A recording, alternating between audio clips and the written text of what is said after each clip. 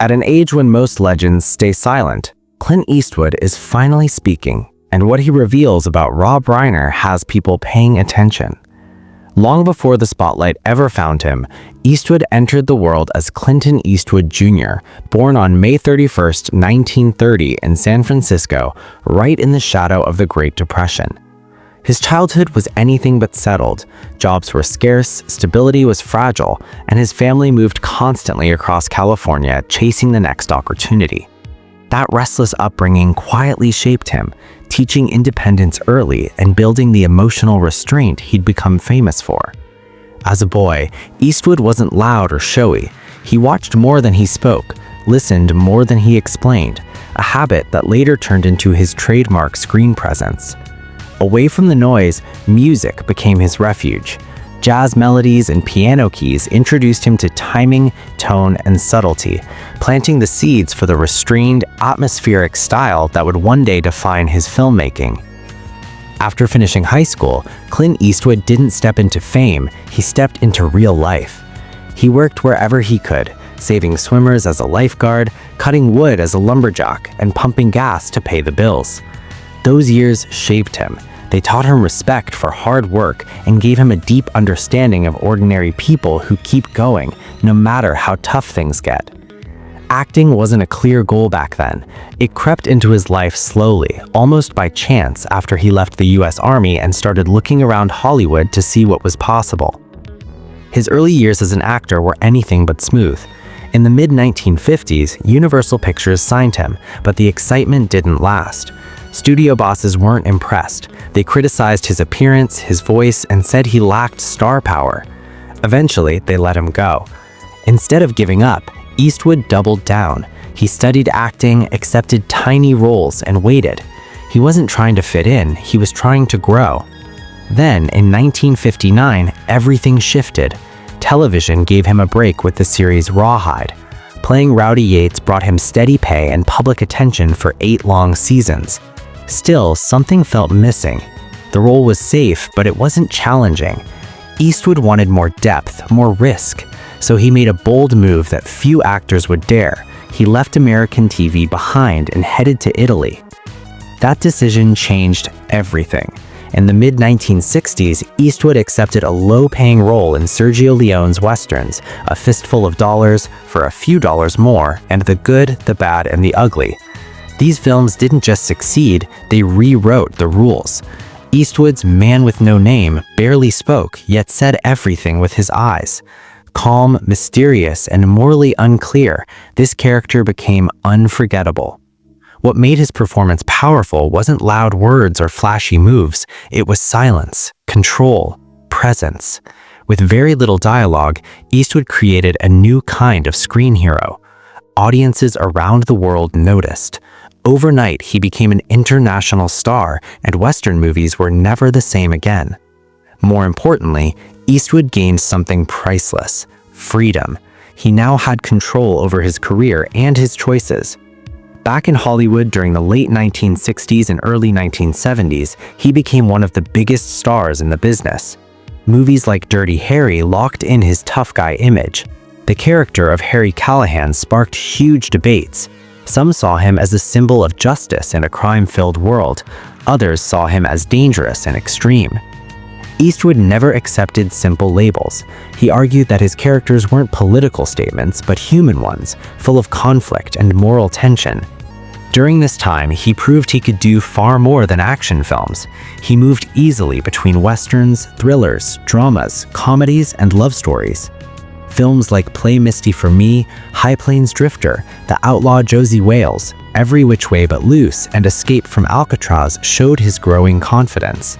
And something else was happening behind the scenes. Eastwood wasn't just acting anymore, he was learning how to direct.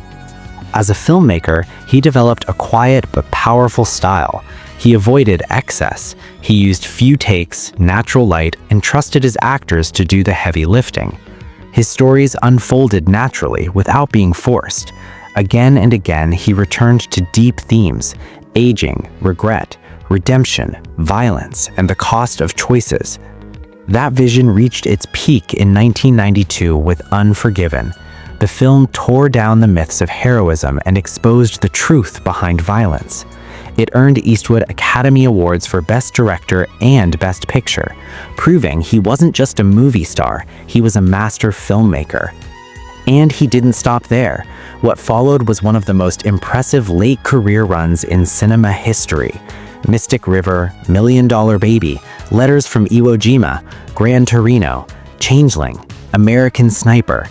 Each film added another layer to his legacy. Clint Eastwood's influence doesn't stop at Hollywood's borders, it stretches across the world. Over the years, his work has earned him 3 César Awards, one of Europe's most respected film honors. These awards show just how deeply he is admired by the international film community. Back home in the United States, his impact on American cinema was officially recognized when he received the American Film Institute's Life Achievement Award, an honor reserved for artists who permanently changed the direction of film history. By the year 2000, Eastwood's place on the global stage was undeniable. That year, the Venice Film Festival honored him with the Golden Lion for Lifetime Achievement, one of the highest awards in world cinema. This recognition wasn't about a single movie, it celebrated decades of work defined by quiet intensity, moral depth, and a unique directing style that stayed powerful even as he aged. France, a country known for treating film as high art, showed its appreciation more than once. In 1994, Eastwood was named a Commander of the Ordre des Artistes et Lettres, acknowledging his lasting contribution to the arts and his cultural influence worldwide. Then, in 2007, France went even further by awarding him the Legion of Honor, its highest civilian distinction. This placed Eastwood among a rare group of global icons whose work crosses borders, generations, and time itself. Together, these honors tell the story of an artist whose legacy isn't tied to one place or era, but continues to shape cinema on a truly global level. While his professional life soared, his personal life followed a far more complicated path. His longest and most significant marriage was Margaret Maggie Neville Johnson, a relationship that spanned decades and shaped much of his early adult life. Their story began in 1953, long before fame entered the picture. At the time, Eastwood was a struggling young man with no guarantee of success. He worked odd jobs, lifeguarding, doing manual labor, while chasing acting roles that rarely paid off. Maggie, calm, intelligent, and steady, became a source of balance during a time when his future was anything but uncertain.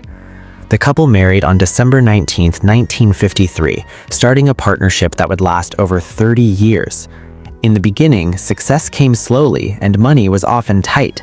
During those difficult years, Maggie stood by him, offering emotional strength as Eastwood faced rejection after rejection.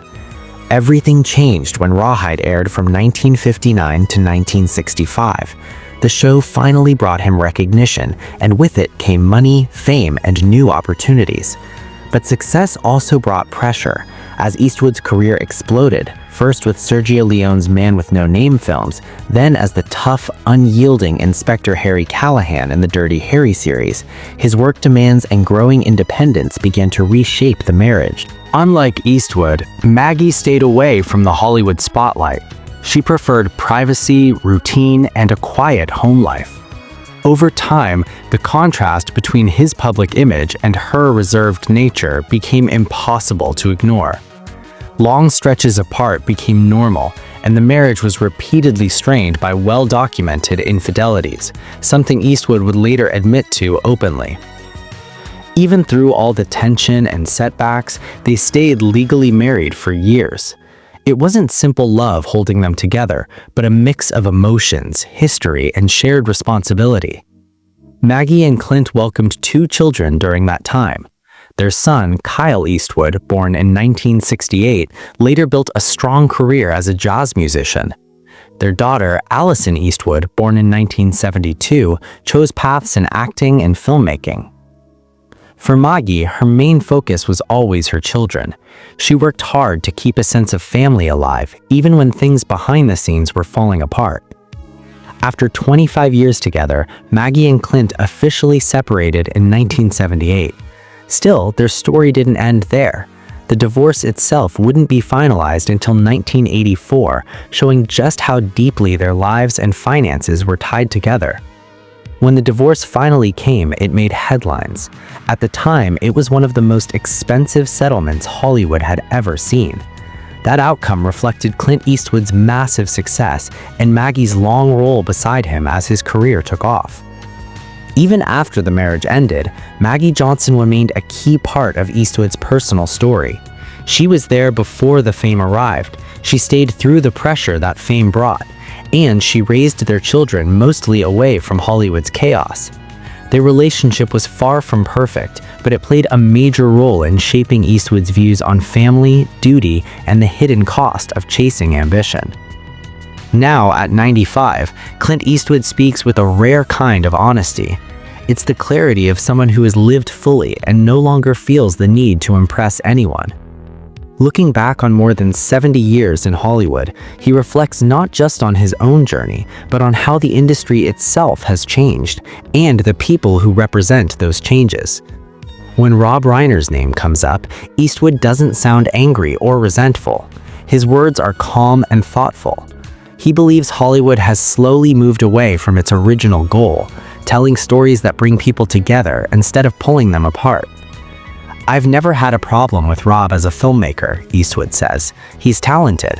You don't make movies like his without understanding character and timing." Eastwood gives credit where it's due, especially to Reiner's early films, which were full of warmth, humor, and real human connection. To him, those movies came from a time when Hollywood cared more about storytelling than making statements. What truly concerns Eastwood isn't just Reiner's evolution, but the larger cultural shift happening all around him and where it might be leading next. At some point, Eastwood believes the industry lost its sense of wonder. What once ran on curiosity slowly shifted towards certainty, and in art, certainty can be a trap. To him, that shift explains a lot of what he sees in Hollywood today. In his eyes, Rob Reiner represents a new kind of creative culture, one that struggles to handle disagreement and often confuses strong opinions with moral authority. Eastwood draws a clear line between that mindset and his own way of working. He's never seen himself as a guide telling audiences what to believe. His goal, he says, was always simpler and harder at the same time: hold up a mirror. Whether he was making westerns, war films, or quiet character-driven stories, his intention was never to preach. He trusted viewers to think for themselves, even when the message felt uncomfortable. From Eastwood's perspective, the real difference between him and Reiner isn't politics at all, it's philosophy. Reiner, he suggests, wants to win debates. Eastwood wants to start conversations. He remembers a time when Hollywood thrived on tension, when artists with opposing views could still work side by side without demanding ideological loyalty. That world, he feels, is fading fast. Disagreement used to coexist with respect. Now it's often treated as a personal flaw. Eastwood sees loud activism in entertainment as part of a larger problem where being heard is mistaken for being right. To him, storytelling should open minds, not shut them down with absolute answers. He's quick to clarify that he doesn't see himself as a victim. No one has taken away his voice. His real concern is for younger filmmakers who feel boxed in by unspoken rules. They're afraid to speak honestly, he says, and fear has never produced meaningful art. When asked if Reiner understands this criticism, Eastwood doesn't pretend to know. People hear what they want to hear, he shrugs.